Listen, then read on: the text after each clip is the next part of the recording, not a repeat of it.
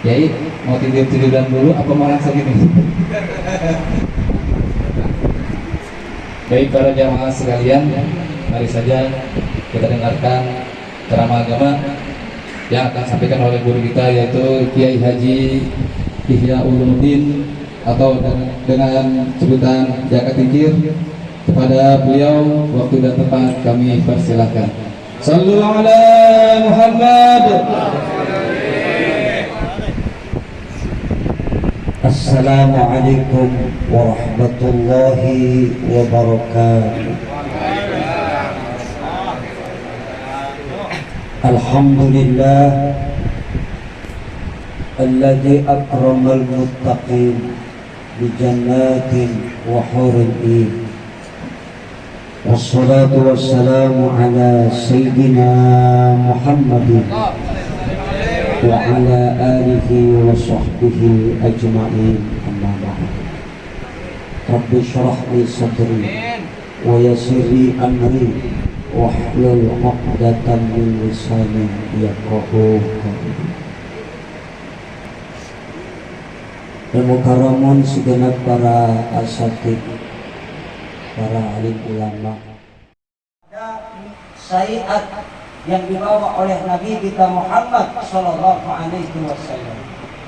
Nah, oleh karenanya kita merasa berbahagia karena Allah berikan kita satu anugerah, yaitu rasa cinta ini. Karena itulah kita jaga cinta ini, jangan kita nodai, karena cinta itu suci. Maka dengan rumah tangga yang diawali dengan satu akad, ada ijab dan qabul, ada wali, ada saksi, maka insya Allah cinta itu akan tetap terjaga nilai-nilai kesuciannya. Amin ya rabbal alamin. Di samping rasa cinta, maka tentu dalam membina rumah tangga harus ada warahmah, kasih sayang. Kalau cinta itu kan Pak, konotasinya cuma kecantikan, konotasinya cuma harta. Tanpa didasari rahmah, kasih sayang, maka akan berantakan rumah tangga. Makanya kalau udah tua, makin tua, makin tua, makin tua, makin tua, cinta hilang, yang ada kasih sayang. Jadi kalau udah aki-aki, udah nenek-nenek, udah nggak ada cinta lagi tuh, yang ada sayang. Makanya makin tua makin sayang, makin tua makin sayang. Kalau cinta itu ya kisaran umur 40 sampai 40 ke atas masih ada rasa cinta. Tapi 50 ke atas tidak ada lagi. Yang ada kasih sayang. Insya Allah mudah-mudahan dengan cinta dan rahmat yang Allah berikan ini, kehidupan mahligai rumah tangga kita akan tetap terjaga. Insya Allah. Makanya kita senantiasa mendoakan untuk orang yang berumah tangga supaya rumah tangganya ada ketenangan. Nah, ketenangan ini lahir dari cinta dan rahmat tadi. Orang yang cinta kepada Allah, maka dia pasti akan mendapatkan rahmat dan kasih sayang Allah. Dan kalau sudah ada cinta dan rahmat itu, maka hati ini akan jadi tenang. Begitupun rumah tangga, tenang kita. Kenapa? Udah punya suami, udah punya istri, tenang. Ketika kita berangkat kerja, begitu pulang kerja, lelah, letih, lesu, capek, pegel, nyampe rumah, istri kita menyambut dengan senyum yang menawan, dengan akhlak yang mulia, maka rasanya tenang hati kalau udah berjumpa dengan istri. Apalagi kalau udah ada anak-anak, makin tenang. Betul kan?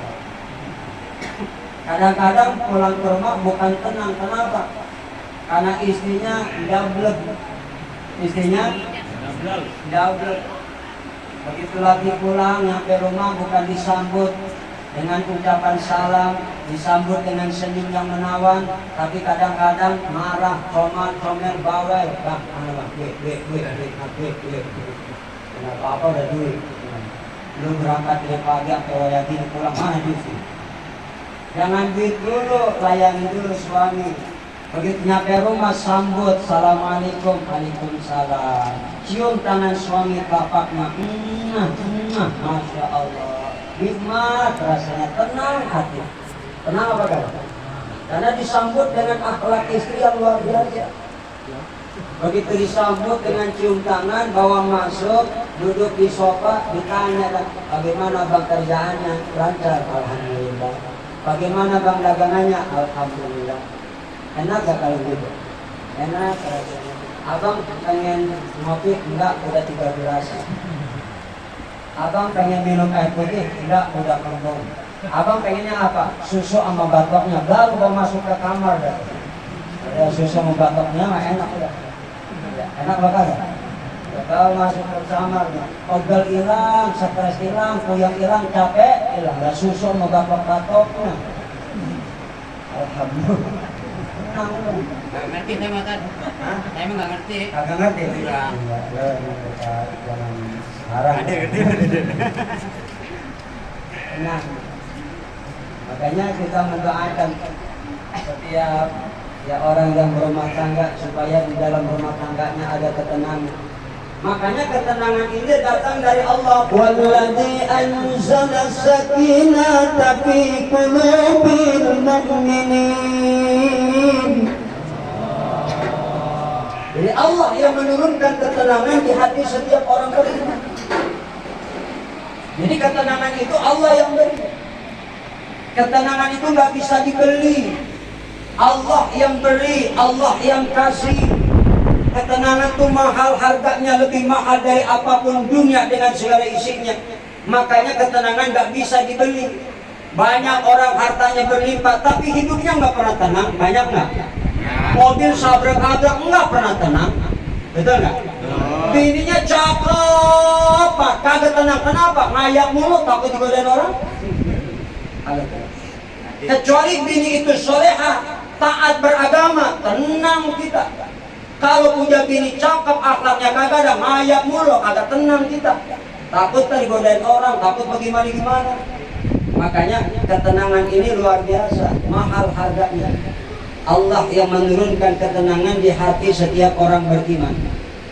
Jadi ketenangan itu sumbernya ada di hati. Allah yang kasih. Makanya hati ini luar biasa, Pak. Cermin kita. Hati ini cermin kita. Di dalam bahasa hadis Rasulullah itu dinamakan dengan qalbu. Rasulullah bersabda, inna fil jasadi mudghah. Di dalam tubuh kita ini ada segumpal daging. Apabila segumpal daging ini baik, seluruh anggota tubuh baik. Kalau segumpal daging ini rusak, seluruh anggota tubuh rusak. Ala waqiyal qalbu. Itulah yang dinamakan dengan qalbu. Kenapa hati itu dinamakan dengan qalbu? Li'annahu yataqallabu. Karena hati ini selalu berbolak-balik.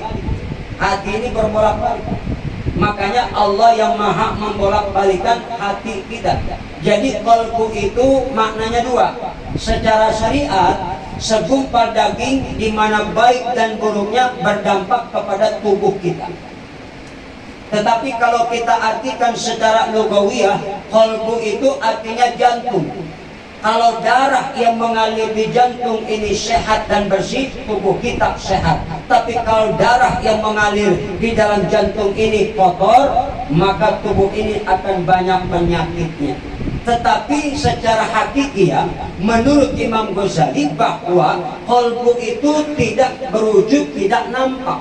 Tetapi apabila seseorang itu berbuat dosa dan maksiat, maka akan berdampak kepada qalbu itu. Qalbu itu akan terkena noda hitam. Makin banyak dosa yang dilakukan seseorang, qalbu itu akan semakin banyak noda hitamnya. Semakin banyak dosa, semakin hitam. Semakin banyak dosa, semakin hitam. Sehingga sulit untuk menerima hidayah dan pancaran nur Allah Subhanahu wa ta'ala. Jadi hati ini cermin kita. Maka sumber ketenangan itu hati. Hati ini harus diisi dengan zikrullah, dengan banyak berzikir kepada Allah. Kalau hati tidak diisi dengan zikir kepada Allah, maka yang akan mengisi hati kita ini setan, Pak. Setan. Sedangkan setan itu musuh kita yang nyata, kata Allah. Musuh kita. Setan itu musuh kita yang nyata, tapi kagak kelihatan. Musuh yang nyata tapi kagak kelihatan. Ibarat musuh dalam selimut. Tetapi yang jauh lebih bahaya, musuh kita setan yang berbentuk manusia. Ini yang lebih bahaya. Kenapa? Karena berhadapan langsung. Jadi jaga hati ini. Makanya kalau hati ini bersih, hati ini suci, insya Allah seluruh anggota tubuh kita insya Allah akan jadi baik. Tetapi kita memang sadar bahwa kalbu ini, hati ini banyak penyakitnya. Ada orang yang hatinya dijangkiti penyakit ujub. Apa itu ujub? Merasa bangga. Merasa bangga. Ngomong dah, kayaknya cuma gua doang orang kaya yang paling dermawan di kampung ini. Ujub. Kayaknya cuma gua doang orang yang paling pintar di kampung ini. Ujub. Kayaknya cuma gua doang orang yang paling berjasa di kampung ini. Ujub, gitu namanya. Merasa bangga dengan fasilitas yang kita miliki. Ujub. Ada juga yang dijangkiti penyakit takabur, sombong. Apa itu sombong? Sombong itu menolak kebenaran yang datang dari Allah. Yang kedua, wa ghamtun nas, merendahkan orang lain. Itulah kesombongan. Tapi pelopor utama kesombongan pan iblis. Makanya iblis itu sifat sombongnya ditularkan kepada seluruh manusia anak cucu keturunan Nabi Adam.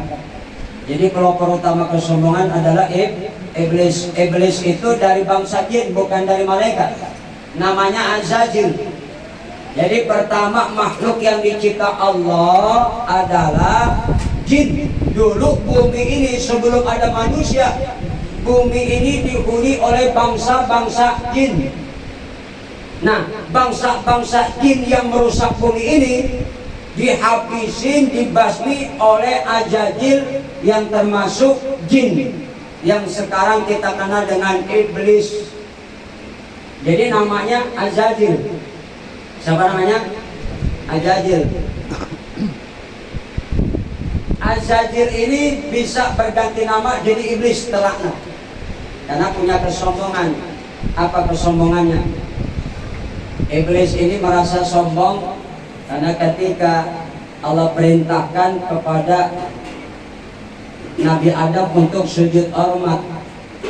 Nah, Azazil ini merasa lebih dulu dicipta, makhluk yang paling dimuliakan oleh Allah sebelum Nabi Adam. Sujudnya Pak 40.000 tahun. Memimpin malaikat rohaniin karubin 80.000 tahun. Itu iblis, Azazil. Cuma gara-gara diperintah Allah sujud hormat kepada Nabi Adam, iblis membangkang. Semua malaikat sujud hormat, tetapi iblis membangkang Azazil ini. Kenapa? Karena mengutamakan materi. Ketika iblis ditanya, kenapa kau tidak mau sujud hormat sama Nabi Adam? Khalaqtani min nar wa khalaqtakum min tin. Kata Azazil, kata iblis ini, aku dari api, Adam dari tanah. Makanya iblis nggak mau sujud hormat karena mengutamakan materi penciptaan. Memang Nabi Adam dicipta dari tanah. Tanahnya diambil dari berbagai penjuru dunia. Tanah itu warnanya macam-macam Pak. Ada yang warnanya coklat, merah, kuning, putih. Makanya warna kulit manusia di muka bumi ini pun beda-beda. Ada yang kulitnya warnanya putih, kayak orang Arab tuh, putih-putih. Apalagi perempuannya, Masya Allah. Tuh. Ada yang kulitnya coklat, kayak kita nih orang Indonesia, coklat, kulit sawo. Ada yang hitam, kayak orang Afrika. Orang Afrika kan kulitnya dua, ya. Kalau nggak hitam, hitam banget. Dua. Nah.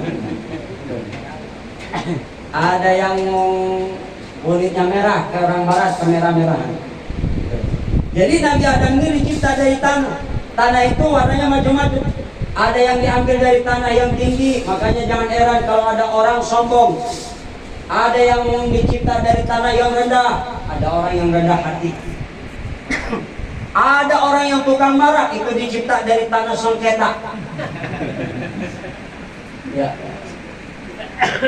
Kalau bini Pak Ustadz kerjanya belanja, itu dicipta dari tanah abang, belanja mulu.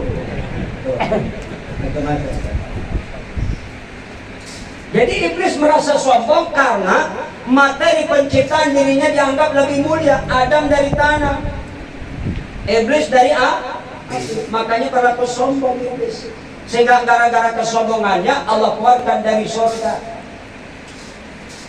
Ada manusia punya sifat sombong, pengen masuk surga lah, mimpi. Kalau iblis sombong diperintah sujud hormat sama Nabi Adam. Nah, kalau ada manusia Allah perintahkan untuk sujud kepada Allah, tapi ada banyak orang yang gak mau sholat, gak mau sujud. Itu orang yang lebih celaka daripada iblis. Betul? Iya. Kata Allah kan, wa ma khalaqtul jinna wal insa illa liya'budun.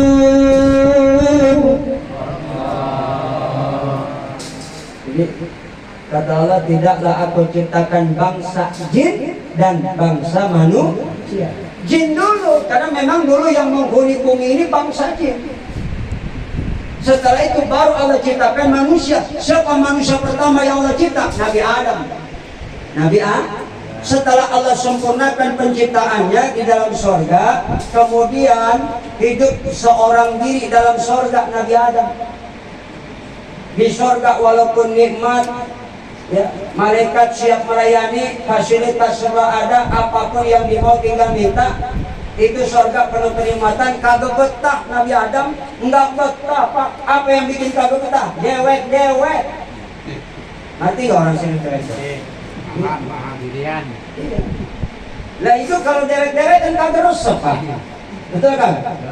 Beda kalau udah bersuami, udah beristri, baru nikmat hidup. Bini punya kelenengan, suami punya pet-petan. Betul. Betul gak? Kalau udah berlaki, udah begini, baru nikmat.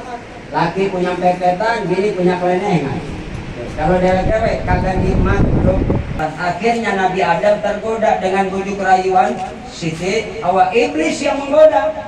Pertama Nabi Adam digoda oleh iblis, dibisikin dari kanan, kiri, depan, belakang. Hebat Nabi Adam, gak mempan digoda oleh iblis. Tapi karena memang iblis luar biasa, licik, picik, maka dihampirinya Siti Hawa, dirajutnya. Akhirnya Siti Hawa bisikin Nabi Adam, Adam, itu buah kulit enak, kalau dimakan. Gak boleh, Neng, gak boleh. Gak boleh, kan kata Allah, gak boleh. Perempuan udah begitu lemes gitu. Nabi Adam akhirnya tergoda sampai makan buah kulit. Tergoda. Kenapa? Karena cinta dan kecantikan. Akhirnya Nabi Adam tergoda sampai makan buah khuldi.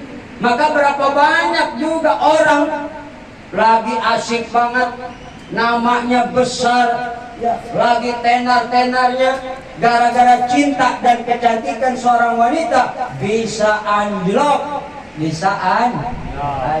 Makanya perempuan tuh Pak Bini kadang-kadang bisa jadi bidadari, bisa juga jadi memedi. Banyak bini yang jadi memedi. Banyak kan? Banyak bini yang jadi kompor. Kata Nabi, nanti banyak orang laki yang masuk neraka gara-gara bini. Kenapa? Jadi kompor waktu di dunia. Lakinya susah di kompor-kompor. Lu jangan degong apa bang? Jangan degong bang. Nyolong apa? Nyolong bang. Astaga. Bang jangan geblek bang. Abang kan jabatannya enak, tempatnya basah. Korupsi apa? Korupsi bang. Korupsi bang. Biar kita punya rumah gede bang, yang di belakang ada kolam bisa cebabangan. Kalau bahasa sekarang mah berenang. Kalau dulu di babangan. Ada bini yang ngompor-ngomporin suami. Banyak apa enggak? Banyak. Luar biasa Pak. Pejabat-pejabat, istri-istrinya banyak yang ngompor-ngomporin lakinya. Nah itu bilangin astagfirullah. Makanya di sini suami ke istri ke bukan soal tampan, bukan soal cantik. Yang penting taat beragama, tampan, soleh, cantik, soleha. Gak perlu cantik-cantik banget nyari bini, yang penting soleha. Kalau kata bahasa lagu begini, dia tidak cantik ma, dia tidak jelek ma, yang sedang-sedang saja, yang penting dia setia. Kan gitu ya. Iya, walaupun nggak cantik ya, tapi jelek-jelek mah yang penting setia. Enak kalau taat beragama. Apalagi cantik tapi hatinya busuk, tampan hatinya busuk, yang sedang-sedang saja. Nah inilah kesolehan yang penting, bukan soal ketampanan, kecantikan. Makanya kata Nabi, tunkahul mar'atu li arba'in limaliha, lihat hartanya boleh, li jamaliha, lihat kecantikannya silakan, linasabiha karena keturunannya, tetapi yang terakhir lidiniha, lihat agamanya. Ini calon istri solehah apa enggak? Ini yang penting, kesolehannya. Kalau solehah, insya Allah hidup kita tenang, amin ya robbal. Nah, kesolehan itulah yang kita dambakan. Sebab dari suami yang soleh, istri yang solehah akan melahirkan keturunan yang baik-baik, insya Allah. Mudah-mudahan kita diberikan Allah Subhanahu wa Ta'ala ya kehidupan mahliga rumah tangga yang penuh dengan berkah. Jadikan rumah tangga kita walaupun udah pengantin lama tetap bisa menjaga keutuhan rumah tangga kita. Dan mudah-mudahan insya Allah kedua mempelai ini panjang jodohnya.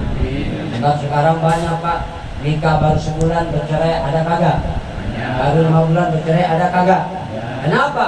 Kadang-kadang ada yang kelamaan pacaran 10 tahun, nikah sebulan, bubar. Kenapa? Udah bosan. Kelamaan pacaran habis sana orang gemek-mek. Masih bilang nih. Makanya dalam Islam tidak ada istilah pacaran. Nikah dulu baru pacaran, itu yang benar. Masya Allah, nikmat ya. Masya Allah, alhamdulillah. Tetapi memang begitulah jodoh. Udah sekian lama pacaran 10 tahun, nikahnya sama orang lain. Ada nggak? Ada yang baru kenal sehari, besok nikah, ada nggak? Semoga jadi istri yang soleh. Insya Allah mudah-mudahan kita semua panjang umur, sehat walafiat, masih masa bulan Syawal. Saya atas nama pribadi mengucapkan mohon maaf lahir batin. Alhamdulillah kita telah diberikan Allah kemampuan ya selama 1 bulan untuk mengendalikan hawa nafsu kita, sehingga alhamdulillah ketika 1 Syawal kita semuanya kembali kepada fitrah, kembali kepada kesucian hati. Mencari yang baik menimbulkan etika, artinya akhlak. Nabi ngajari kita akhlak. Dalam rumah tangga nggak pernah Nabi manggil bininya Khadijah, panggil mamanya DJ, enggak Pak. Selalu Khadijah dipanggil ya Habibah, enak kan?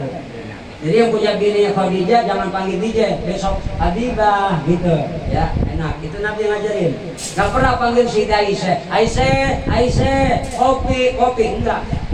Selalu dipanggil mesra, ya Humairah, isim tasghir dari Ahmad, yang pipinya kemerah-merahan. Tuh, Siti Aisyah pipinya putih, merah merona, maka dipanggil Nabi ya Humairah. Merahnya asli Pak, beda perempuan sekarang penuh kepalsuan.